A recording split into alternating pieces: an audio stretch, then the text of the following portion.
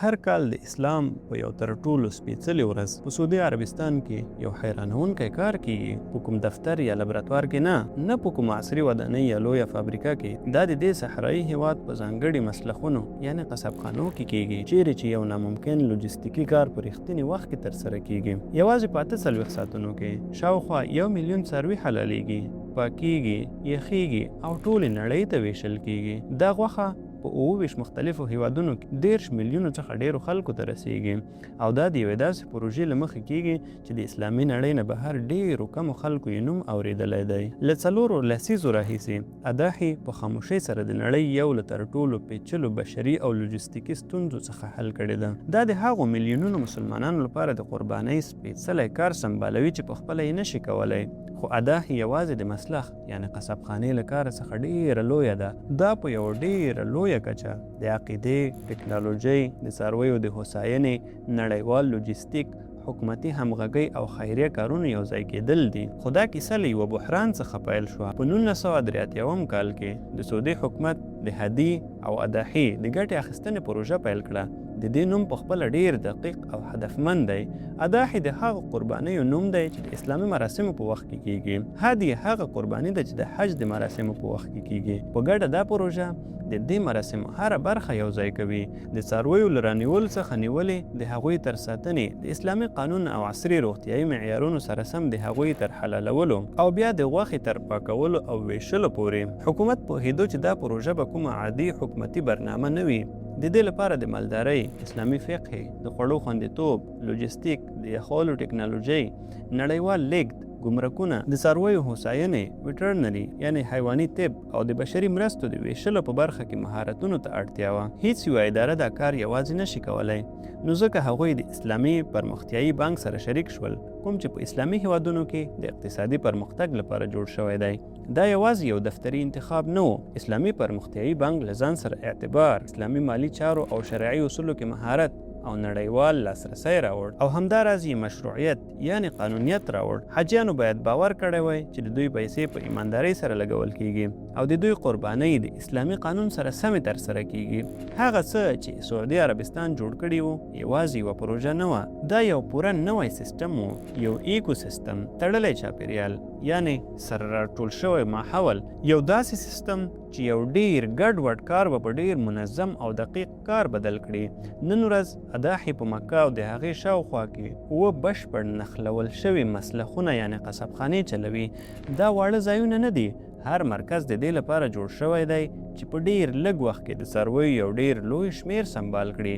دلته هغې شمیرې دي چې د پروژې لویوالی ښیي. ظرفیت 1.5 میلیونه پسونه، له دې سره 10,000 اوښان او غویان، هر یو څاروی ځان ته تعقیب او ثبت کیږي. کاري ځواک له 40,000 څخه ډیر خلک قربانیانې کوي. د مثال په توګه دا د یو منځني ښار د نفوس په اندازه دي چې ټول د یوه ګډ هدف لپاره کار کوي. په دې کارکوونکو کې قصابان، ډاکټران، شرعي څارونکي، د یخولو د ماشینونو تخنیکګران، د لیږد رالېږد متخصصین، د یخولو د ماشینونو انجینران، د وړلو او راوړلو متخصصین، دفتري کارمندان او امنیتي کسان شامل دي. په دوی کې 600 ځانګړي وترنران او 600 اسلامي حقوقي متخصصین شتون لري چې د هر ګام څارنه کوي. وخت د حج د موسم په جریان کې نږدې 1 میلیون پسونه باید په 48 ساعتونو کې حلال، پاک، ټوټه، بسته بندي او یخ شي.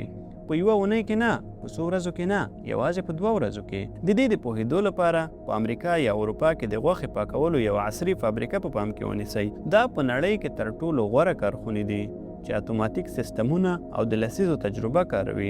حتی هغه فابریکې هم د اداهي سرعت ته نشي رسیدلی، او اداهي باید دا ټول د شرعي اصولو سره سم ترسره کړي. په دې معنی چې هر څاروی باید د اسلامي قانون سره سم د مذهبي څارونکو په شتون کې حلال شي. یوازې د یخولو ستونزه په خپله ډیره لویه ده. تیاره شوې غوښه باید کنګل یعنې یخ شي او کنګل وساتل شي.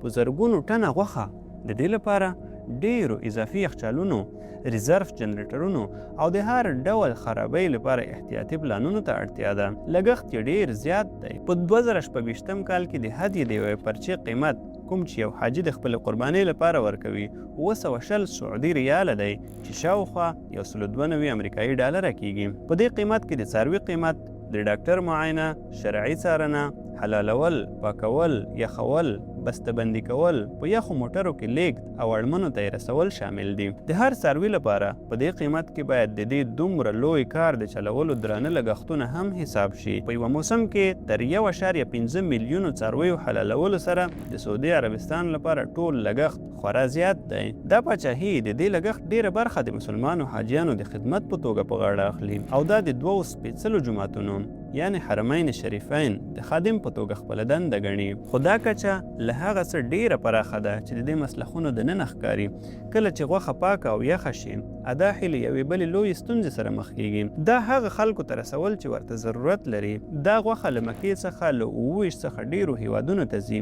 اخیستونکي یې عادي یا ناپېژندل شوي خلک نه دي. اسلامي قانون ټاکلی ده چې څوک باید د قربانۍ غوښه ترلاسه کړي. غریبان، اړمن او ضعیف خلک.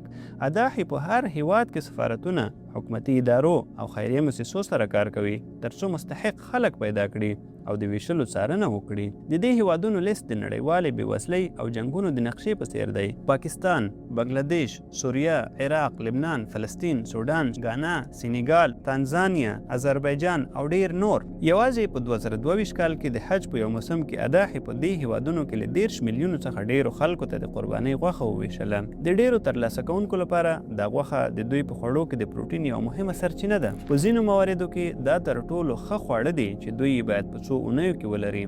دا ویشل ګډوډ یا بې ځایه نه دي. د اداحي ټیمونه په هر هیواد کې د ځایي چارواکو سره کار کوي ترڅو د ویشلو مرکزونه جوړ کړي، د اړمنو کسانو حقداري تایید کړي او پایلې یې تعقیب کړي. دا پروژه مکمل ریکارډونه یعنی اسناد ساتي. دا هغه خیرات نه دی چې په کومه تیاره سوري کې ورک شي. دا یو د اندازه کولو وړ ګټه ده. د دې نړیوالو ویشلو سیستم لوژستیک په خپله ډیر حیرانونکی دی. غوښه باید په هغه کنټینرونو کې بسته بندي شي چې تودوخه یې کنټرول کیږي. دا باید د هغو سمندري لارو سفر وکړي چې له لویو وچو تیریږي. دا باید په لسګونو هیوادونو کې له ګمرکونو تیره شي. دا باید له بندرونو څخه لرې کلیو او د مهاجرو کیمپونو ته ورسیږي. دا ټول باید د کنګل شویو موادو د کیفیت ساتلو په حال کې وشي ترڅو ډاډ ترلاسه شي چې غوښه نه خرابیږي، د خوړلو لپاره خوندي پاتې کیږي او د دې لوی کار هیڅ برخه نه ضایع کیږي. د خپلې برخې بریا سره سره اداحي له څو لویو ستونزو سره مخ ده. تر ټولو لویه ستونزه د هغې کچه یعنی لویوالی دی. د حج په جریان کې میلیونونه حاجیان یوازې په څو ورځو کې ډیره لویه غوښتنه رامنځته کوي. د دې سمبالولو لپاره اداحي باید ټول کال خپل مرکزونه، وسایل او کارمندان تیار وساتي، حتی که بشپړ اړتیا ورته نه وي. دا کار عملیات قیمتي کوي. د څارویو هوساینه یو بله ستونزه ده. اسلامي قانون غوښتنه کوي چې له حلالولو مخکې باید له څارویو سره ښه چلند وشي. د 1 میلیون څخه د زیاتو څارویو ساتل او لیږدول او د دوی هوساینې لوړ معیارونه ساتل اسانه کار نه دی. اداحي د ډاکټرانو او سختو قوانینو په مرسته د خپلو سیستمونو ښه کولو ته دوام ورکوي. د درغلیو یعنی فراډ خطر هم شتون لري. ځینې غیر رسمي کسان هڅه کوي چې د قربانۍ ارزانه خدمتونه وړاندې کړي او له حاجیانو سره دوکه وکړي. د دې مخنیوي لپاره اداحي په امنیتي سیستمونو، عامه پوهاوي او د حکومت قوانینو په پلي کولو کې پانګونه کوي. د دې کار د مخې نیولو لپاره اداحي په امنیتي سیستمونو، د خلکو په پوهولو او د حکومتي قوانینو په عملي کولو کې ډېرې پیسې مصرفوي. د غوښې ویشل یوه بله ستونزه ده. غوښه له 27 څخه ډیرو هیوادونو ته رسیږي، خو ځینې سیمې د ذخیره کولو او لیږدولو سم سیستمونه نه لري. د مثال په توګه ځینې وختونه لیږدول کیدای شي وځنډېږي یا لږ اغیزمن وي. په پای کې د چاپیریال ستونزه شتون لري. د 1 میلیون څخه د زیاتو څارویو حلالول ډیر زیات کثافات او فاضله مواد تولیدوي. اداحي د دې ضایعاتو لویه برخه په ګټورو شیانو لکه سرې یعنی کود بدلوي، خو د دې اداره کول یو ډیر لوی کار پاتې کیږي. دا ستونزې ښیي چې اداحي د قربانۍ له یو ساده پروګرام څخه ډیره لویه ده. دا د نړۍ یو له تر ټولو لویو او پیچلو بشري کارونو څخه دی.